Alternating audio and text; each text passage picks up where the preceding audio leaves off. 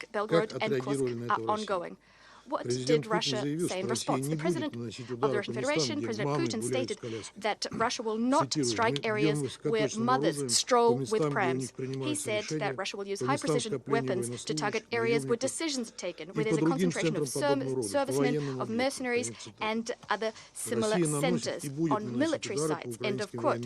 Russia is striking and will continue striking Ukrainian military targets and civilian and military infrastructure, which underpin Kiev's military capacity capacity. What's very telling is Czechia's behavior. It sought to dodge responsibility for its participation in the Belgrade strike through ammunition supplies, too scared to show up to the meeting of the Security Council on the 30th of December. This is not surprising. After all, it's much harder to stand up responsibly for civilians before the international community than hiding behind other NATO members. International organizations are behaving no better than civilized democracies. They're shamefully silent, these international organizations, when we're talking about the need to condemn Kiev's flagrant crimes. We haven't heard any clear responses, save for some general remarks in response to the Belgrade terrorist attacks from the Secretariat, given that it's biased. Against this backdrop, what looks particularly cynical and hypocritical is Kiev's so-called peace formula and another meeting that's going to be held in Davos. We'd like to underscore that this pseudo-peacekeeping initiative amounts to setting Russia an ultimatum, and any discussion of the conflict without our participation is bound to fail. We know this.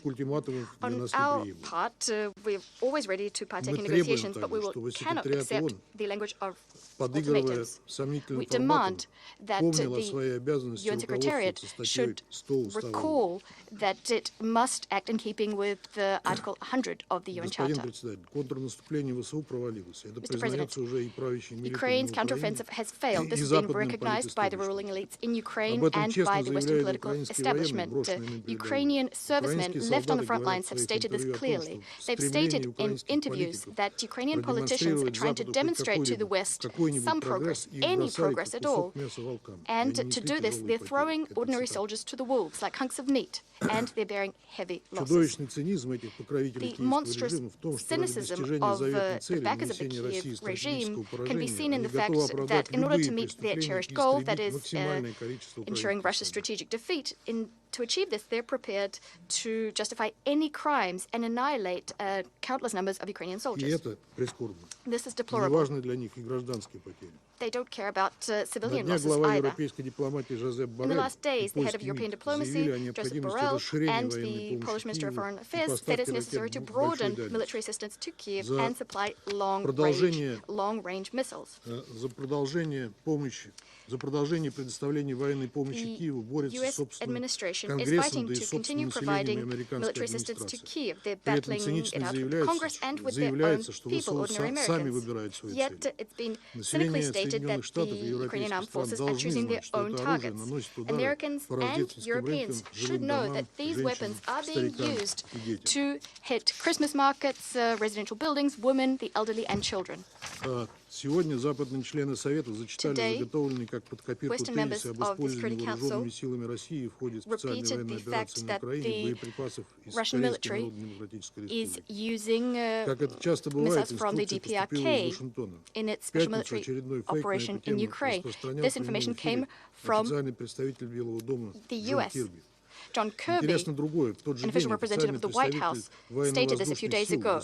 And in fact, a representative of the Ukrainian armed forces, the Air Force specifically, said that Kiev did not have any evidence of this fact. So the U.S. seems to be spreading information that is wrong without going through the trouble of checking this beforehand. Mr. President, turning now to the humanitarian situation, we cannot but mention the efforts France and Ecuador have undertaken to remain in the formal role of pen holders on Ukrainian humanitarian issues in the Security Council. There's reason to believe that against the backdrop of an escalation of the Israeli-Palestinian conflict, where attempts are being made to wipe the entire population of the Gaza Strip off the face of the earth, with the U.S. providing cover, against this backdrop, there's reason to believe that today's meeting should lend moral succor to the regime in Kiev, as Kiev's growing problems on the front line are steadily fading into the background. We yet again heard mantras from Western delegations about the grave humanitarian situation in Ukraine, about problems with power as temperatures drop. And indeed, Ukraine has fallen on hard times, and we generally feel for our brother people, the Ukrainians, who are having to suffer many deprivations.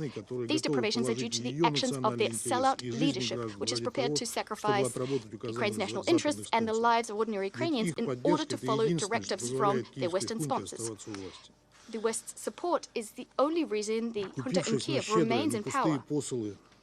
And the junta fell for generous but empty promises given by their transatlantic friends.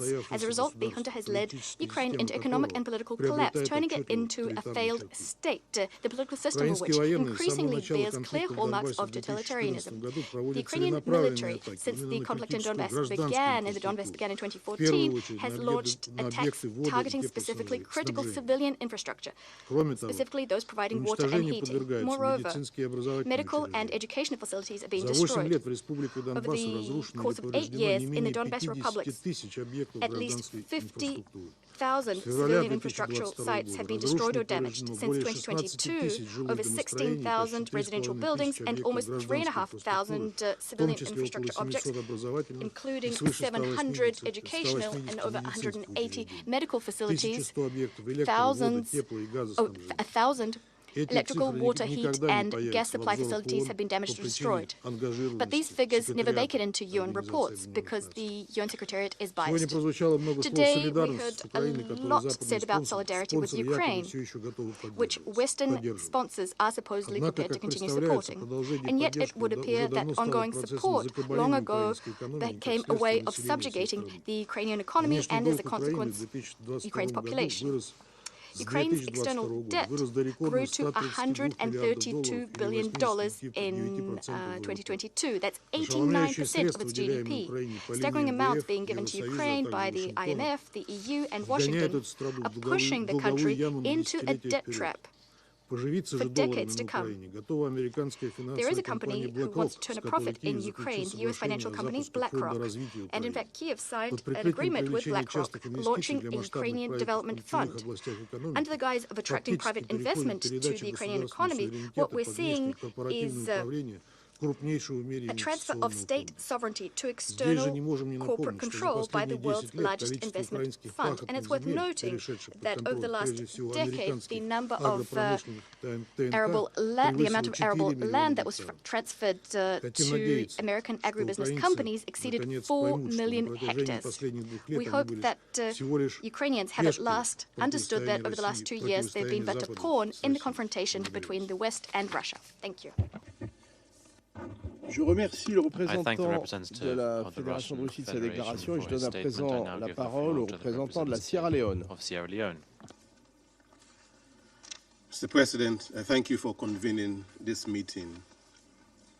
Let me also thank Under-Secretary General Rosemary DiCarlo and Director Eden Wosono for their important briefings, which are most useful.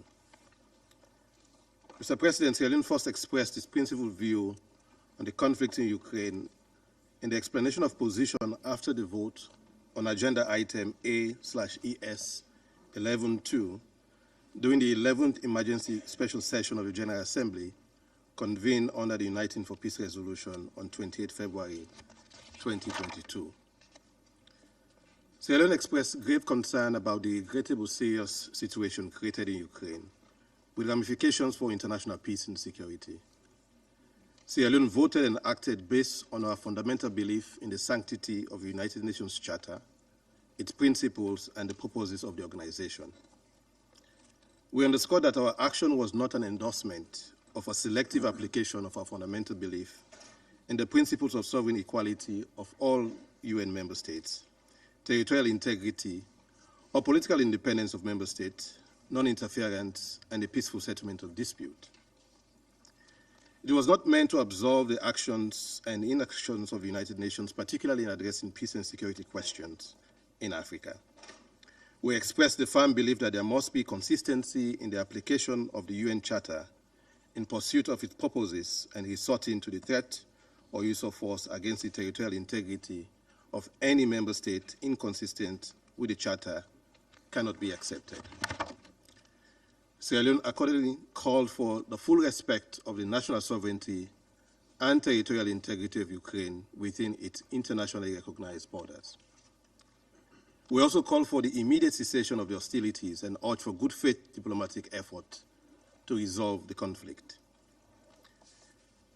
Mr. President, it has been 23 months since the start of the conflict, which has witnessed massive civilian casualties, the displacement of millions of civilians, vulnerable groups, including children. The Security Council has been unable to act on this conflict because of the use of the veto, a scenario which implicates Article 27, Paragraph 3 of the United Nations Charter, in our view. It also validates the prevalent view on the use of the veto to further interest instead of the collective responsibility to maintain international peace and security. Sierra Leone has been consistent in expressing commitment to the Charter of the United Nations and respect for its principles and international law, including the principles of sovereign equality of all UN member states, territorial integrity or political independence of member states, non-interference, and the peaceful settlement of dispute. It is against this background that we express serious concerns about the deteriorating security situation in Ukraine, which is a threat to life, peace, stability, and prosperity of not only the Ukrainians, but now Russian people who are directly affected, but also the entire region. We are also seriously concerned about the humanitarian crisis, which continues to inflict widespread devastation and hardship on particularly the Ukrainian population. As we have heard from OCHA, and as I've stated in this room, over 14.6 million people, about 40% of the Ukrainian population, living in Ukraine will need humanitarian assistance in 2024. Mr. President, Sierra Leone is further deeply concerned that in absence of due compliance with international humanitarian law, the prevailing concerning humanitarian situation could further deteriorate if attacks on energy and other critical infrastructure increase during the winter. The prolonged effects of the war will continue to exacerbate the already dire and fragile humanitarian conditions of vulnerable people who require sustained support to ensure they can meet their vital needs. Women and children, as it is with most conflict, continue to be affected due to loss of income, family separation, and disruption in the provision of essential services, including education. In light of the above, Sierra Leone calls on the parties to the conflict to firstly avoid the use of air missiles and drones targeting civilians and civilian objects, especially objects that supply essential services like hospital, water, and electricity. They must ensure that civilians, including women and children, and civilian objects are protected from harm and grave violations, which is a fundamental principle under international law, in particular international humanitarian law. Secondly, we call for sustained efforts of regional and international partners to scale up critical aid needed to cover the basic needs of the affected population across Ukraine. Thirdly, we would like to emphasize that conflict only breeds destruction, suffering, and the loss of lives. To minimize this, we urge all parties to the conflict to resolve this matter through a political and diplomatic engagement that will lead to durable peace in the region. Finally, and now in the Security Council, Sierra Leone reiterates its call for full respect of the national sovereignty and territorial integrity of Ukraine within its internationally recognized borders, and for the immediate cessation of the conflicts and hostilities. We urge for good faith diplomatic efforts to resolve the conflict, which includes giving consideration to the legitimate concerns of all involved parties. Let me conclude by emphasizing the importance of addressing the urgent humanitarian crisis, defending the principles of the Charter of the United Nations, and emphasizing the importance of equality, equity, and consistency in the application of international law. I thank you. Je remercie le représentant de la Sierra Leone de cette déclaration et je donne à présent la parole à la représentante de Malte. Thank you, President. I also thank USG De Carlo and Ms. Wazornu for their sobering and informative briefings. The Russian Federation has ended last year and started the new one by shooting over 100 missiles and drones at densely populated areas in Kiev and other major cities across Ukraine. It has killed civilians and destroyed civilian infrastructure, including residential buildings, schools, medical facilities, and life-supporting infrastructure. Over 440 towns and villages were left without electricity and water supplies. Such attacks have not only brought loss, pain, and anguish for thousands of Ukrainians during one of the coldest months of winter, but they also constitute violations of international law. Since the massive wave of attacks by Russia against Ukraine since December, the United Nations Human Rights Monitoring Mission in Ukraine has recorded 90 civilian deaths, including 2 children. Over 421 civilians have been injured.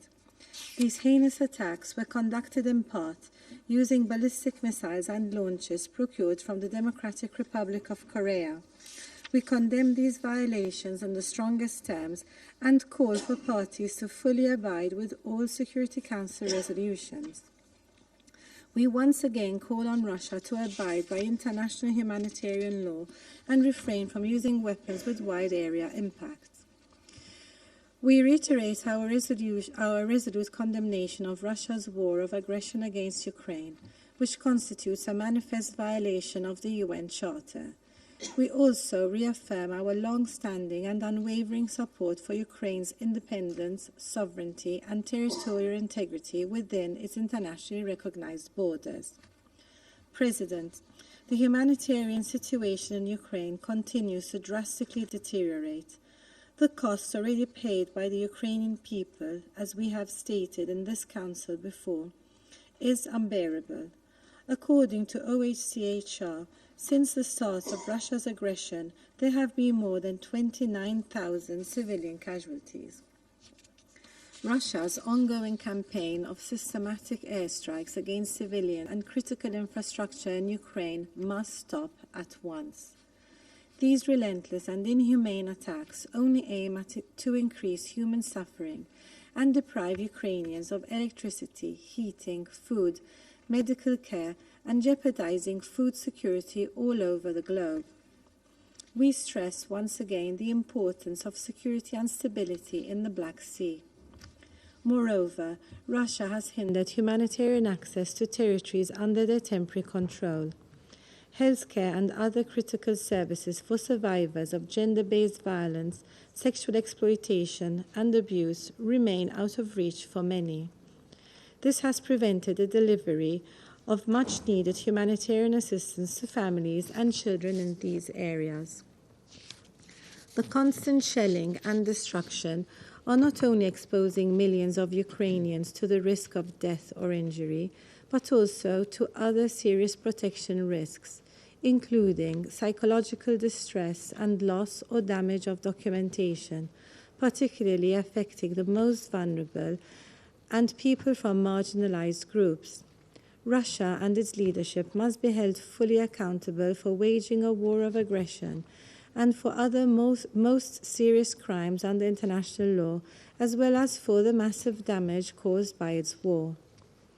On this occasion, we also salute the brave Russian women who, since November, facing intimidation and harassment, have energized a grassroots movements in various cities, demanding that mobilized soldiers return home.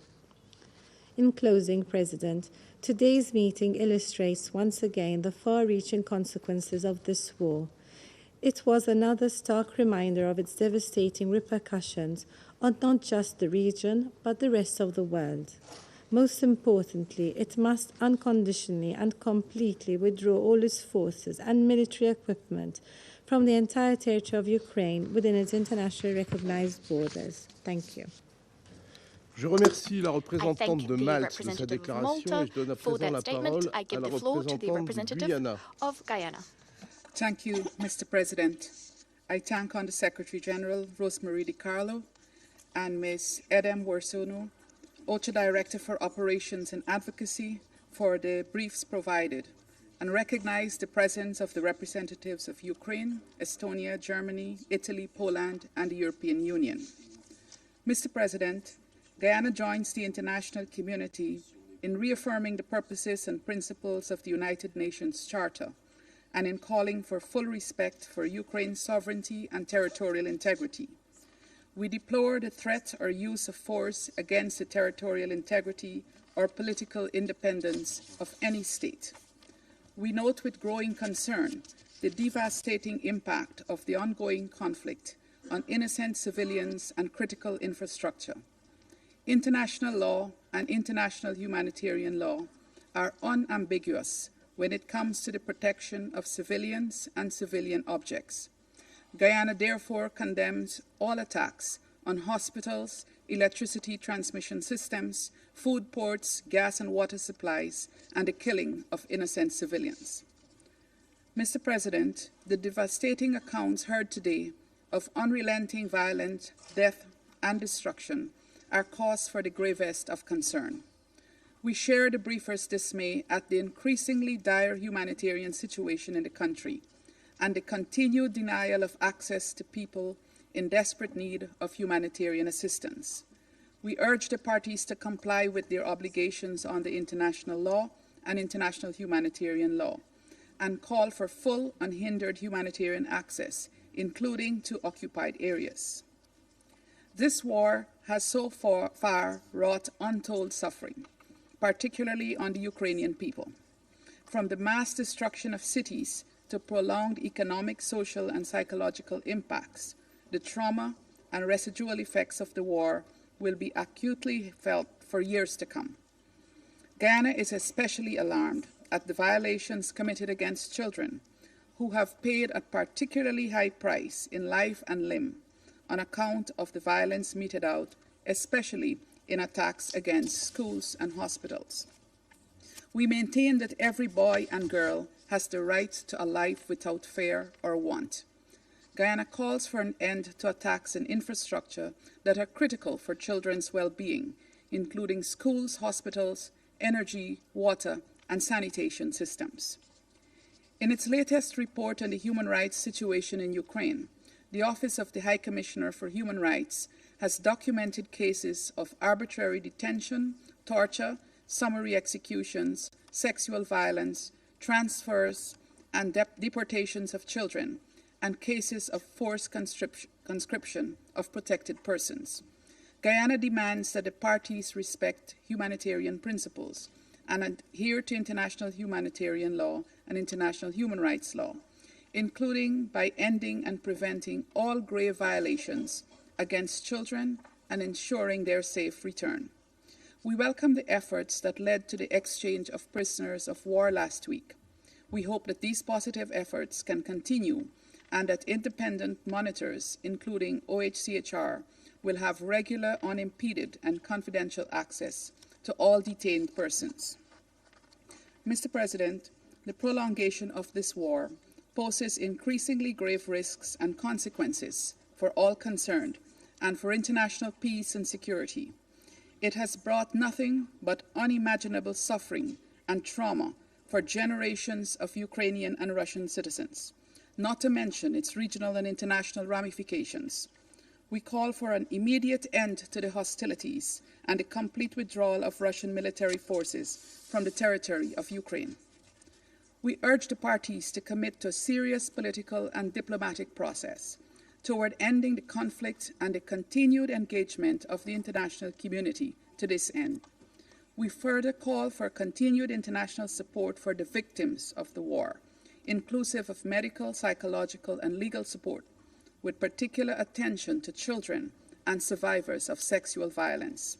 We commend the efforts of UN agencies, bilateral partners, national, regional, and local organizations in responding to the humanitarian needs of the Ukrainian people, and urge the international community to scale up humanitarian support to Ukraine. In closing, Mr. President, I would like to stress the urgency of resolving this conflict through peaceful means. Guyana will continue to lend its support to all efforts of the United Nations Secretary General and other willing partners who have been working diligently toward peace and an end to this scourge of war. I thank you. Je remercie la représentante du Guyana de cette déclaration. Je vais maintenant faire une déclaration en qualité de représentant de la France.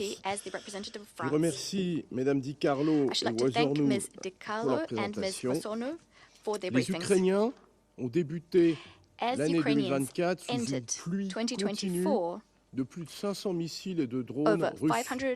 Russian drones and missiles rain down on them, on residential buildings, shops, churches, maternity wards, railway stations, the metro, energy infrastructure. This is what the Russian army is targeting in Ukraine. France condemns these mass strikes by deliberately La targeting Russie civilian ne peut nous infrastructure. faire croire qu'elle poursuit des objectifs militaires. Elle Continues s'en to prend try aux and civils convince us au that mépris de it toutes les règles is du droit international seeking military humanitaire. objectives. Elle refuse It que is les acteurs violating humanitaires accèdent aux international zones qu'elle humanitarian contrôle. law.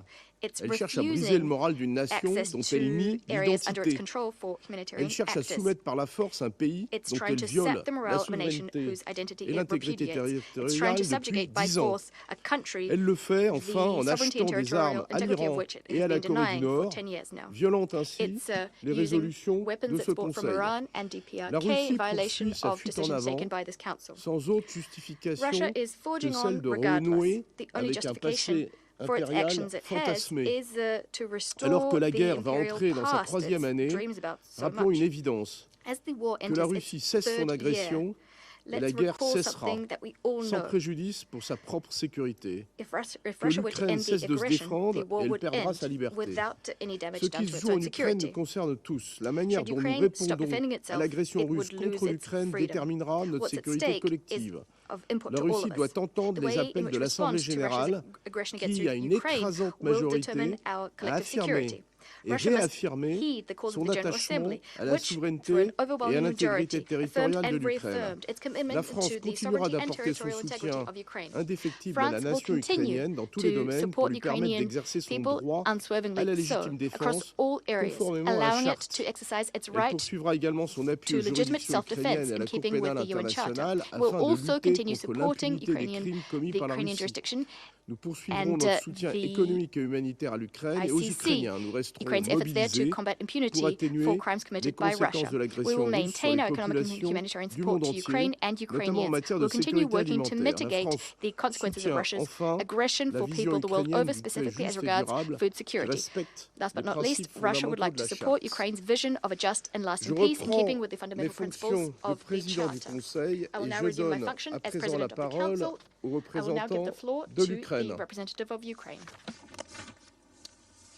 Thank you, Mr. President. Distinguished members of the Security Council, Madam Undersecretary General, Madam Director, I also recognize here the representative of Putin's criminal regime in the permanent seat of the Soviet Union.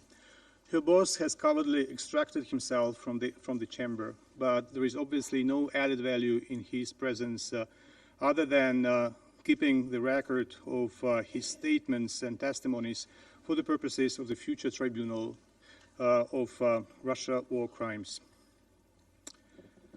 Russia persists in terrorizing Ukraine with regular missile and drone strikes.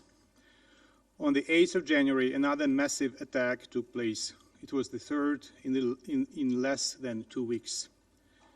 According to the information from the Defense Forces of Ukraine, the Russian Federation launched at least 59 units of weapons, including 8 Shahed, 7 S-3 and S-4 ballistic missiles, 4 Kinzhal air ballistic missiles fired by the MiG-31K fighters from Ryazan and Tambov, 24 Kh-101, Kh-555, Kh-55 cruise missiles fired by 11 Tu-95 MS bombers from Engels, 8 Kh-22, Kh-32 cruise missiles shelled by 2 22 M3. 6 Iskander M ballistic missiles from the occupied Crimea, 2 Kh-31P guided anti-radar missiles shelled by tactical aviation from the Belgorod region. On that morning, Russia attacked critical infrastructure and civilian and industrial facilities across various regions of Ukraine. In particular, ballistic missiles targeted the Kharkiv, Dnipropetrovsk, Zaporizhia, and Khmelnytsk regions. At least 4 people were killed and 45 were wounded as a result of these strikes. Those wounded following the Russian strikes received the necessary treatment despite the Russian forces continuing to deliberately target medical facilities. According to the Health Ministry of Ukraine, 1,501 medical facilities have been damaged and 195 completely destroyed since February 2022. Currently, 474 of these facilities have already been fully restored, while efforts to rebuild other 383 are underway. Mr. President, telling the Council about these waves of Russian missile terror, I do not mean to imply that there are calm and safe periods for Ukrainian civilians in between. Attacks occur daily, and even though they may be smaller in scope, they significantly increase the number of casualties and the amount of destruction. The delegation of Ukraine has already informed the Council in its letter circulated on the 6th of January of a horrendous crime committed by the Russian armed forces in the city of Pokrovsk, Donetsk region, and its outskirts. The strike of S-300 missiles targeted private residential buildings and resulted in the deaths of 11 local residents, including 5 children. It is a matter of alarm that, among other things, Russia maintains its capacity to harm Ukrainians from a safe distance beyond the reach of our defensive means due to the ongoing supply of weapons and munitions from rogue states. For over a year, we have consistently drawn the Council's attention to the transfer of Iranian drones to Russia in violation of the Security Council decisions. We also condemn in the strongest possible terms the DPRK export and Russia's procurement of DPRK ballistic missiles, as well as Russia's use of these missiles against Ukraine. As a country that has joined the joint statement on DPRK, Russia ballistic missile transfers, already referred to today by a number of delegations, Ukraine reiterates that these transfers are in contravention of multiple UN Security Council resolutions. According to the reports from Kharkiv prosecutor's office released on the 6th of January, one ballistic missile from the barrage that hit the city of Kharkiv on the 2nd of January was visually and technically distinct from Russian models. During the presentation of the remnants to the media, the prosecutor's office spokesperson noted deviations from standard Iskander missiles. Specifically, the missile had a slightly larger diameter than the Russian Iskander missile, and its nozzle, internal electrical windings, and rear parts are also deferred. As the spokesperson said, this missile is similar to one of the North Korean missiles. The examination of the remnants aimed at establishing and verifying the origin of the aforementioned missile is underway. Mr. President, every day you and other participants of the Security Council meetings come to listen to the language of war. It is the language in which the invaders receive the order to launch their full-scale aggression against Ukraine. It is the language that the victims hear when they are raped in front of their families. It is the language that many Ukrainian civilians hear before they are executed. As we well know, including from the writings of Leo Tolstoy, before the Bolshevik putsch, the educated nobility in Russian Empire used French rather than Russian as their household language. It was the language of Russian diplomacy before the adherents of Bolshevism, who keep their grip on the Kremlin today, came to power. I invite Moscow's envoy to avail herself, in fact, of interpretation and to keep the earphones on, since the next part of my intervention will be in French, in recognition of the contribution that France, Switzerland, and many other peace-loving countries have made to peace and security. Monsieur le Président, alors que la Russie continue de tuer as Russia continues to kill Ukrainian children throughout the country with its weapons, young Ukrainians who have been illegally transferred by Russia from occupied territories are submitted to another flagrant violation of their human rights by Russia. On the 4th of January 2024, Putin signed a decree defining certain categories of foreign citizens and stateless persons who have the right to request citizenship from the Russian Federation. The document sets out that orphans and children without parental protection who are Ukrainian citizens can obtain Russian citizenship through the personal decision of the President of the Russian Federation, regardless of the general or specific requirements of federal legislation. A request for such citizenship to be obtained can be presented by the leaders of Russian organizations within which the child is being monitored. This other normative legal act, in addition to its goal to cover the demographic needs of the aggressor country to the detriment of migrants so as to continue its aggression against Ukraine, also violates Ukrainian legislation, norms under international law, and children's rights. These are Ukrainian citizens who have been forcibly transferred into Russian territory by the aggressor state. We reaffirm that all Ukrainian children who have been forcibly transferred into Russian territory under the pretext of humanitarian protection remain Ukrainian citizens. We call on the International Criminal Court to take note of these actions by the Russian leaders to transfer Ukrainian children from one national group to another, notably by forcibly giving them Russian citizenship. This is one of the manifestations of genocide. We call on the international community to execute the arrest warrant issued by the ICC against Vladimir Putin as soon as possible. President, according to experts' calculations, military and economic experts, the cost of the Russian aerial attacks against Ukraine on the 30th of December and the 2nd of January were some $1.27 billion and $620 million at least, respectively. One would imagine that Monday's attack also cost Russia several $million as well. At a time when Russia is spending billions to destroy Ukrainian civilian infrastructure, its own critical infrastructure is collapsing or falling into disrepair. Tens of thousands of inhabitants in cities around Moscow, such as Podolsk, Kolomna and Balashika, have been left to their fate. Without heating, people are freezing in their homes in sub-zero temperatures. And as Putin's envoy in this chamber claims to be aware of what is going on and circulating on Ukrainian social media, I would recommend that he, from his warm, comfortable Manhattan apartment, take a look at the messages written by the inhabitants in his own capital and its outskirts. People are literally living in apartments that are covered in ice, and they are burning wood in the roads to survive.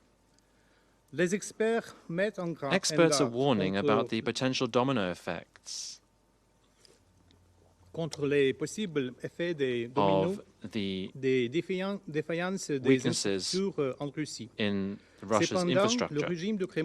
Nevertheless, the Kremlin regime seem not to be bothered about resolving the problems of their own citizens. They remain obsessed by a suicidal and senseless war, trying to kill as many Ukrainians as possible until it inevitably collapses. Let us not forget that the Kremlin is not just killing Ukrainians, but also Russians. Hundreds of thousands of Russian citizens have already paid with their life for Putin's maniacal dreams. These are not just generations of present Russians, but also future generations who will suffer from these decisions. If Putin can win any prize, it would be in a competition of Russophobes, because nobody as much as him has compromised Russia's future prospects and the prospects of its people. With Hitler and Stalin, he is primarily responsible for the thousands of deaths taking place every day in Russia, whether it's on the battlefields of a crazy war or the continued dramatic deterioration in people's living standards, the propagation of diseases, alcoholism, and drug addiction. According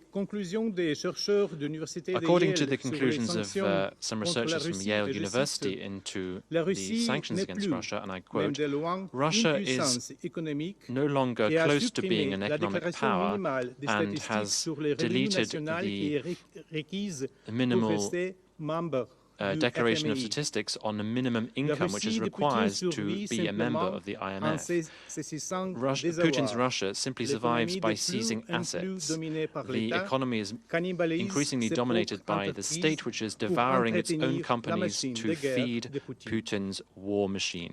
It is therefore in the world's interest to put an end to this criminal regime and to bring about comprehensive, fair and lasting peace in Ukraine.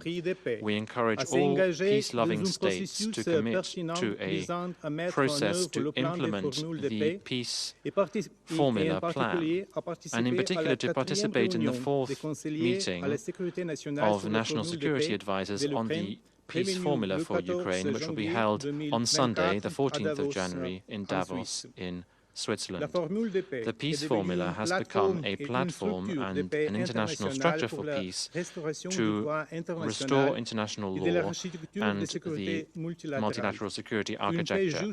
Lasting and fair peace can only be possible when we work together, and our work must be based on the founding charter, the UN Charter.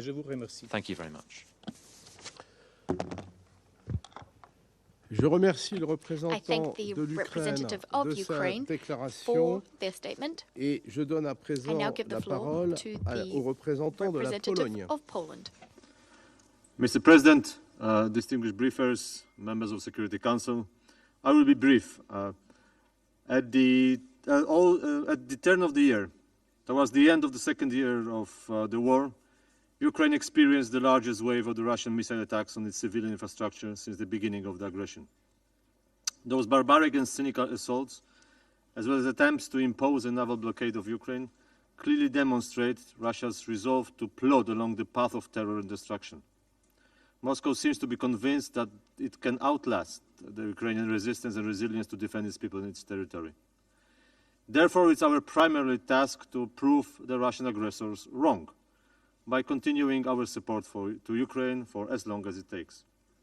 Poland has done it so since the very beginning of the war, and will continue on this path, as it was duly reconfirmed during yesterday's telephone conversation between the presidents of Poland and Ukraine, as well as by the Polish Minister of Foreign Affairs during his very first foreign visit in office to Kiev just a few days ago.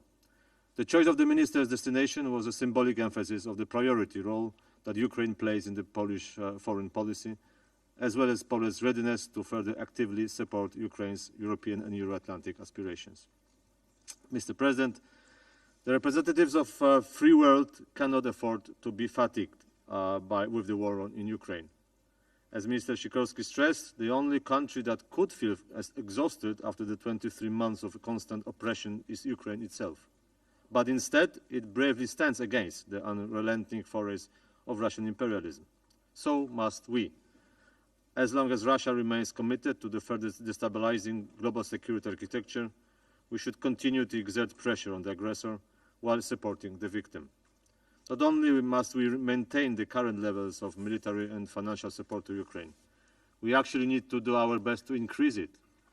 Poland is currently discussing with Ukraine new forms of such support. Let us not forget, should Ukraine falter, the risk of Russian next aggressions against new countries would rise dramatically. Should Ukraine prevail, the peace and the UN values will be restored. Mr. President, distinguished delegates, therefore, the stakes of the war in Ukraine are very high. Let us not forget that Russia openly admits that the war is not only about Ukraine. It's about imposing the new world order, which in fact disregards the very core principles enshrined in the United Nations Charter, namely sovereignty and territorial integrity, and humanitarian law. So without the just peace in Ukraine, there is no chance for a lasting peace based on international law to which all members of this organization should adhere. And I thank you. Je remercie le représentant de la Pologne pour son intervention et je donne à présent la parole à la représentante de l'Allemagne. Merci, Monsieur le Président. Thank you, President. Let me start by congratulating the new members of this Council, Algeria, Guyana, Republic of Korea, Sierra Leone, and Slovenia.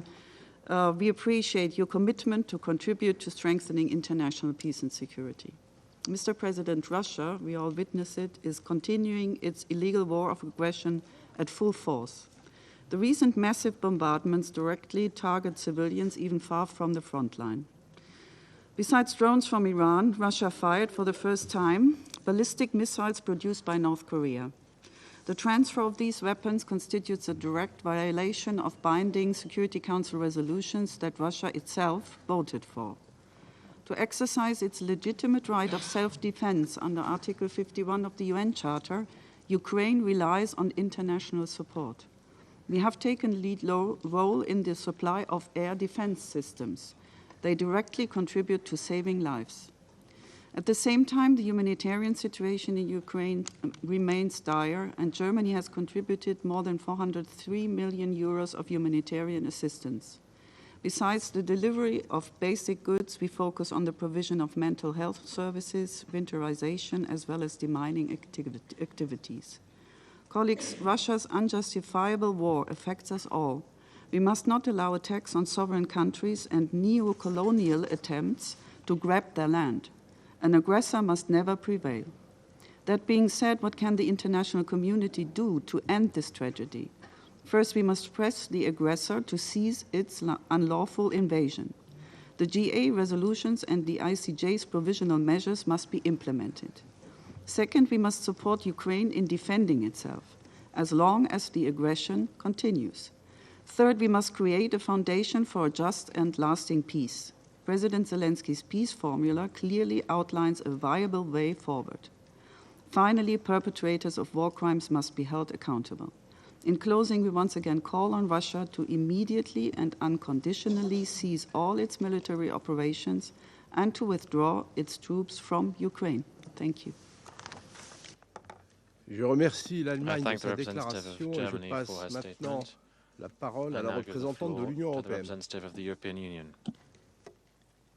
Merci, Monsieur le Président. Permettez-moi tout d'abord de féliciter la France pour sa présidence du Conseil et de vous souhaiter un plein succès. I have the honor to speak on behalf of the European Union and its member states. The candidate countries North Macedonia, Montenegro, Albania, Ukraine, the Republic of Moldova, Bosnia and Herzegovina, and Georgia, as well as Andorra, Monaco, and San Marino align themselves with this statement. Mr. President, for the people of Ukraine, 2023 ended and 2024 began with massive Russian missile and drone attacks on civilians and critical infrastructure in the midst of winter. As it unsuccessfully attempted last winter, Russia aims to destroy the morale and resilience of the Ukrainian people. In late December and early January, it carried out the largest strikes since the start of its aggression. The EU condemns the intensification of Russia's campaign of systematic airstrikes against civilian targets and critical infrastructure in Ukraine. We reiterate the need to protect civilians, an obligation of all UN member states. The Office of the High Commissioner for Human Rights has confirmed that more than 10,000 civilians have been killed in Ukraine and more than 18,500 injured since Russia launched its full-scale invasion. The true toll is probably substantially higher. In this regard, we also condemn the continued military support for Russia's war of aggression provided by Iran, Belarus, and the DPRK, and we continue to urge all countries not to provide weapons and military equipment, including missiles and drones, or other support for Russia's war of aggression. We urge the DPRK and Russia to abide by the successive UN Security Council resolutions, which clearly prohibit any arms exports or imports involving the DPRK. We also remain very concerned about the situation at the Zaporizhzhia nuclear power plant and Russia's refusal to grant IAEA monitors access to the plant's reactors. Russia must urgently withdraw from the ZNPP and return control to its legitimate owner, Ukraine. Humanitarian access remains critical, and we call on Russia to ensure safe and unimpeded humanitarian access to all areas under its temporary military control. The negative consequences of Russia's aggression are not limited to Ukraine. Russia's deliberate attacks on Ukraine's grain storage and export facilities, as well as its actions to hinder the freedom of navigation in the Black Sea, show it continues to weaponize food and deliberately undermines global food security. I stress the importance of security and stability in the Black Sea, which is vital for sustainable food exports to global markets, and particularly to countries most in need. Mr. President, there can be no impunity. Russia and its leadership must be held fully accountable for waging a war of aggression against Ukraine and for other most serious crimes under international law, as well as for the massive damage caused by its war.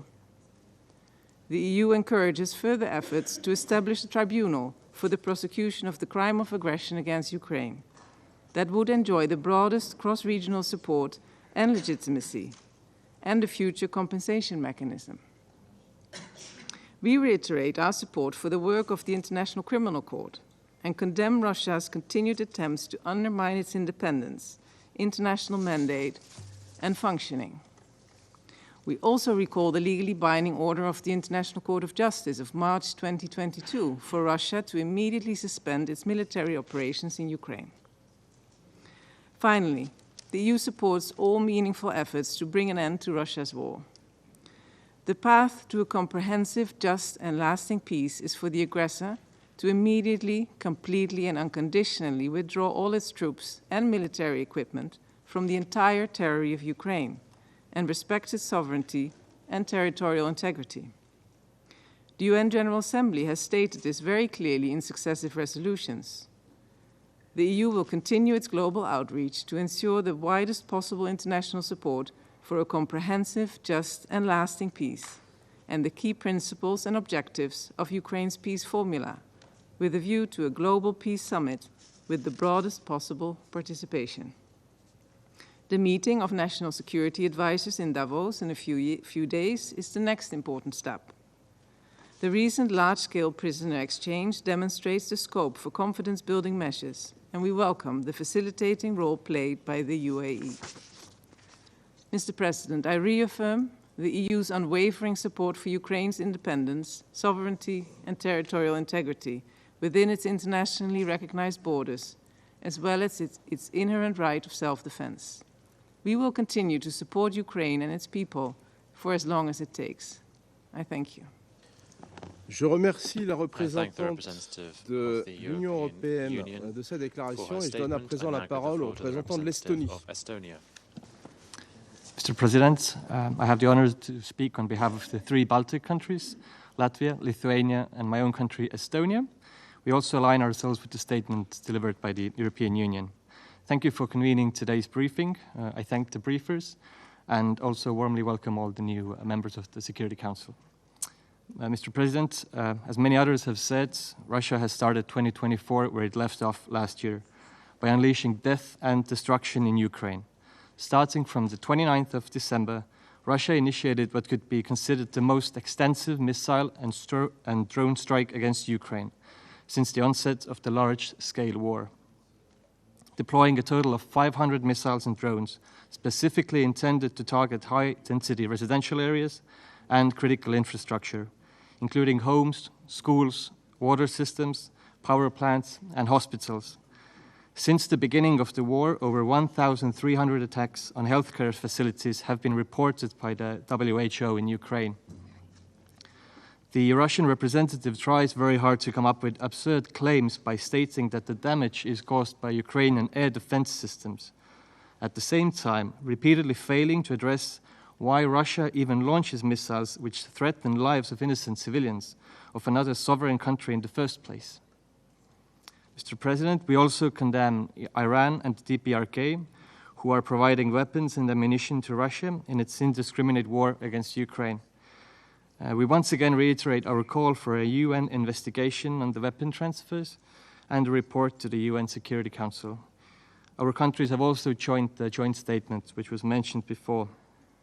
Mr. President, Estonia, Latvia, and Lithuania have altogether contributed over $100 million worth of humanitarian aid to the people of Ukraine, and we will continue to support Ukraine until the aggressor is defeated. I would also like to acknowledge the efforts of the UN Humanitarian Coordinator for Ukraine, Ms. Denise Brown, and her leadership on the winter response plan. In conclusion, the sharp increase of Russia's attacks demonstrate that their criminal goals have not changed. We call upon Russia to respect the calls of the international community, voiced in relevant General Assembly resolutions, calling for immediate, complete, and unconditional withdrawal of Russian military forces from the entire territory of Ukraine within its internationally recognized borders. In the interest of time, we will send the full statement after the meeting. I thank you. Je remercie le représentant de l'Estonie de cette déclaration et je donne la parole au représentant de l'Italie. Thank you, Mr. President.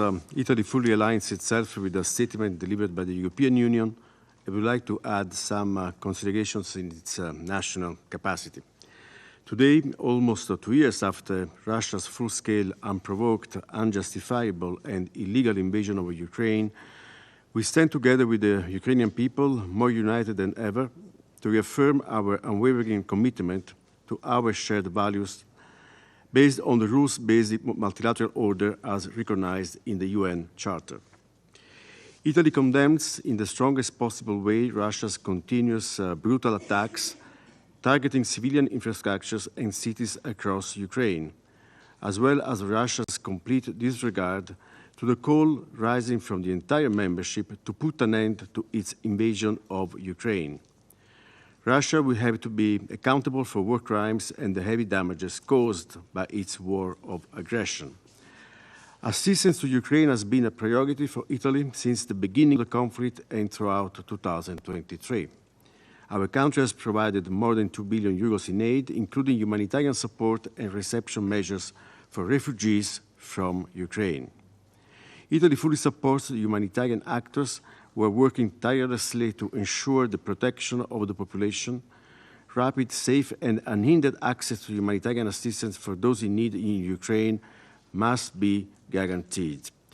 As current chair of the Main Action Support Group, Italy is particularly proud of the broad engagement of the international community together with the UN to support the swift demining of the territory in order to prevent further humanitarian impact, especially on children, and sustain Ukrainian agriculture to the benefit of global food security.